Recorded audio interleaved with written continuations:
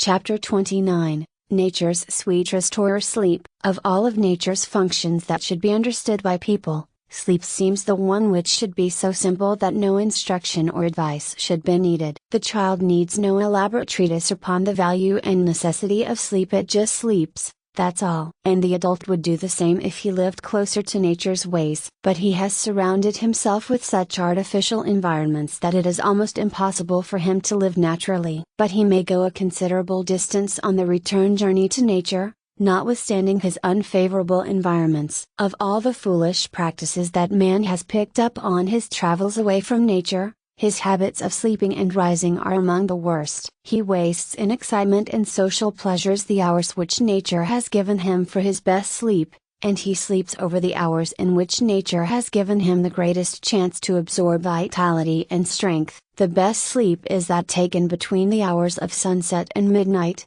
and the best hours for out-of-door work and the absorbing of vitality are the first few hours after the sun rises. So we waste at both ends, and then wonder why we break down in middle age or before. During sleep, nature does a great part of her repair work, and it is highly important that she be given this opportunity. We will not attempt to lay down any rules about sleeping, as different people have different needs, and this chapter 1 merely given as a slight suggestion. Generally speaking, however, about 8 hours is the normal demand of nature for sleep. Always sleep in a well-ventilated room, for reasons given in our chapter on fresh air. Place upon yourself enough bedclothing to keep you comfortable, but do not bury yourself under the mass of heavy bedclothing that is common in so many families. This is largely a matter of habit, and you will be surprised at how much less bedclothing you can get along with than you have been using. Never sleep in any garments that you have worn during the day. This practice is neither healthy nor cleanly. Do not pile up too many pillows under your head. One small one is enough. Relax every muscle in the body,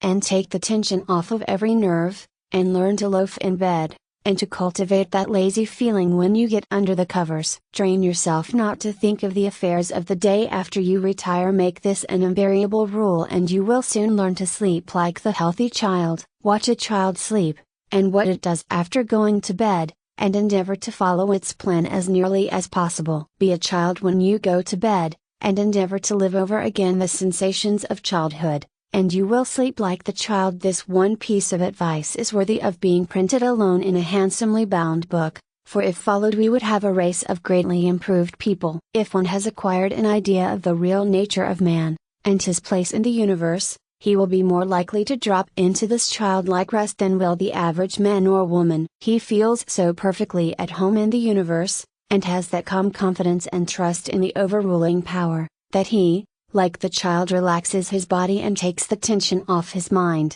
and gradually drops off into a peaceful sleep. We will not give here any special directions regarding the bringing on of sleep to people who have suffered with sleeplessness. We believe that if they will follow the plans for rational and natural living given in this book, they will sleep naturally, without any special advice. But it may be as well to give 1 or 2 bits of advice along this line, for the use of those on the way. Bathing the legs and feet in cool water, just before retiring, produces sleepiness. Concentrating the mind on the feet, has been a help to many, as it directs the circulation to the lower part of the body, and relieves the brain. But above all, do not try to go to sleep. This is the worst thing in the world for one who really wishes to sleep, for it generally acts the other way. The better plan, if you think of it at all, is to assume the mental attitude that you do not care whether or not you sleep right off, that you are perfectly relaxed, are enjoying a good loaf, and are perfectly satisfied with things as they are. Imagine yourself a tired child,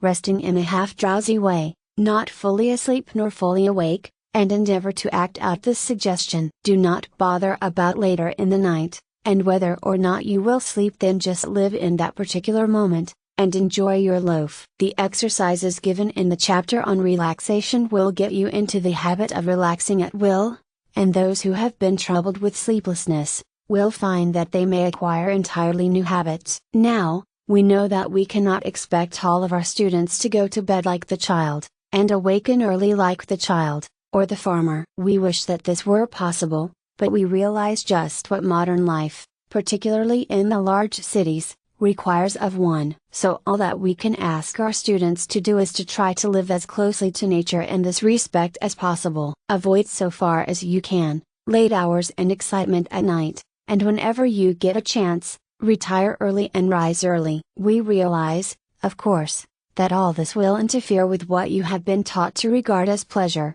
but we ask that in the midst of this so-called pleasure you take a little rest once in a while. Sooner or later the race will return to more simple manners of living, and late hour dissipation will be regarded as we now regard the use of narcotics, drunkenness, etc. But in the meantime, all that we can say is do the best you can for yourself. If you are able to get a little time off in the middle of the day, or other times, you will find that a half-hour's relaxation, or even a little snooze, will do wonders toward refreshing you and enabling you to do better work when you arise. Many of our most successful business and professional men have learned this secret, and many a time when they are reported as being very busy for a half hour they are really lying on their couches, relaxing, breathing deeply, and giving nature a chance to recuperate. By alternating a little rest with one's work, he will be able to do twice as good work as if he had worked without a break or rest. Think over these things a little, you people of the Western world, and you may be even more strenuous by varying your strenuosity by occasional relaxation and rest. A little letting go helps one to take a fresh grip and to hold on all the harder.